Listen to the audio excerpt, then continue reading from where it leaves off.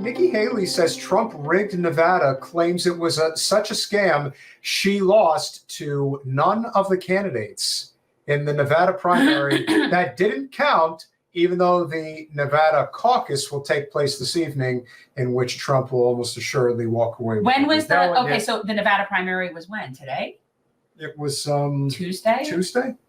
Because, you know, apparently South Carolina had like a primary on a Sunday morning or something bizarre like that. I don't know what happened with that. It's like all of a sudden I woke up and it wasn't the day after an election day. And it's like, oh, South Carolina had their primary. It was like they had it in the dark. You know, 4% voter turnout, but Joe Biden won by a landslide. Yeah. 4% voter turnout. There's also one thing that we do have to say, and we do have to mention this, and I think it's important. And I don't want to deter anybody's feelings about her or if they supported her campaign. Can we not? It's just, no, I have to say this.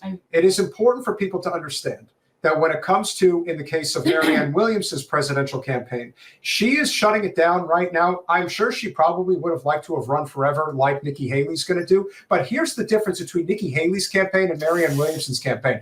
Nikki Haley doesn't have a problem with money. Marianne Williamson's campaign is in the hole $600,000 as of right now. That doesn't mean that there isn't a bunch of contracts out there that still need to be fulfilled. And that means that the number is going to get even higher, which is certainly possible. So remember this about politics. There are people out there who can espouse a good message. Donald Trump has espoused many great messages in his day, and he's still who he is. That doesn't change. And the same is true for anybody else. So when Nikki Haley gets on the megahorn, even on Fox News, and says, they rigged the election in Nevada, how come the entire media apparatus isn't breathing down her neck saying, how dare you say that they rigged the election? Our elections have total integrity in this country. It's because when Donald Trump does it, people actually listen and they are willing to fight back against the system. Now, Donald Trump only says it for self-serving purposes. And sometimes he's correct and sometimes he's not. He can give two It's shits. like a broken clock. Like, yeah, if you call out election and corruption and stuff like that, yeah, it's often the case. But that doesn't necessarily mean it's done in the way he says, how it's done. Like, it's just sort of like locally here, where he's like, yeah, they cheated me. We're like, yeah, we know, but it isn't in the manner in which you think it is. Well, that was the only thing that we didn't discuss with Jose Wenger, which I think is very true. And that is, there are too many people still. I think that the corner is turning, but there are still too many people who would really rather just bury their head in the sand and not know. They don't want to know that our country is a joke. They don't want to know that elections are not on the level. They don't want to know that their representatives, like our congresswoman, are literally bought and paid for by corporate special interest money. And he's right. You have to overcompensate significantly to overcompensate for the cheating factor. There are, especially in New York City, and especially in a place like the Bronx, they are people that live on the Upper East and Upper West Side and in downtown, in the Bowery, in the Village, and places like that. They rely on people who live in Harlem and the Bronx to work menial slave labor jobs so they can live like the kings that they live like in New York City. That's why they have to keep those areas down. And it very much is like that. It very much is like that. But you know what I just realized sitting here? We lost the most ballot harvesting area of our district. We did. That's really good. Yeah. That's so nice to know. We have a lot of ballot harvesting down here. Yeah, but we have a lot of problems with honest elections, which is what a lot of people are just hoping that we can have. And of course, the communities that always end up getting taken advantage of are ones that need the most help.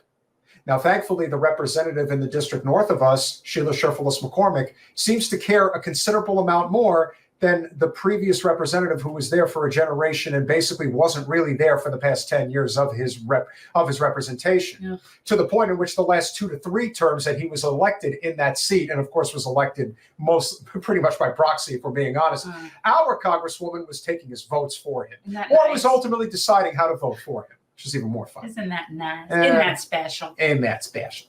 And so now you have a case where Nikki is going to try to hang around as long as possible. But what's the point? Well, again, if I would say it about, here's the thing, I'm going to be completely consistent, okay? Because I have to be consistent. So if I would say this about, let's say, Dr. West, because I'm a Dr. West supporter and I know that he's not going to win, but I still support the campaign and what he's doing and all of that.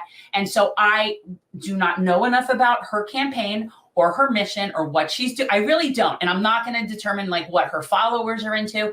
But if she has a campaign that serves another purpose in terms of message, platform, whatever, I need to at least hold true that she should do what she's doing. Okay. So if she has people that are supporting her and she has the money to do so, and they want to do that, and she's representing a certain sect of people, and that message and that platform, then I, as a person who has to be consistent, would say, okay, well, you know, good. Then if that was my message that I wanted to support, I would keep supporting it too, because it's promoting a message. Can you imagine though running in a primary? But I really don't know about her. Can you imagine though running in a primary in Nevada and they ultimately vote for none of these candidates and they win by 30 points over Nikki Haley?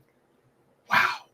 I saw somebody flashed earlier say something like we should do Brewster's Millions and vote none of the above. Yes. I think that was Ray J who put that in. Well, what they're doing in that whole thing going down in Michigan is abandon Biden.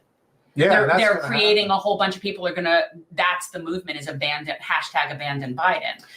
And they're doing it in the same vein of none of the above, instead of, because they don't want Trump either. And they don't want to be, you know, and we're not going to be scared into voting for Joe, is what they're saying. Ghislaine conspiracy theory. That's a good name. Yeah, no. Cornell Pop. Cornell Pop was a bad dude. And that would make a great marketing thing, like Joe next to Dr. West. Here's the thing about Dr. West, and I don't know that I could still have like a normal conversation with him quite yet. But like, he is definitely someone that would laugh at that. Like, he is someone that I would do a shirt. Cornell Pop was a bad dude. Like, he is definitely look. When you come out with your original launch and your original stuff, and you're basically following the footsteps of Shaft, and you've got that whole retro vibe. Yeah, no, he definitely is someone who can, like, he sees himself, he laughs, he gets what certain things that are funny. I think he's got a good sense of humor. Thanks for watching. If you want to support our mission to transform politics into service, please like this video, subscribe, follow us on social media, and consider joining our Patreon, where you'll get early access to our interviews as well as other exclusive content. Links are in the description. Peace out.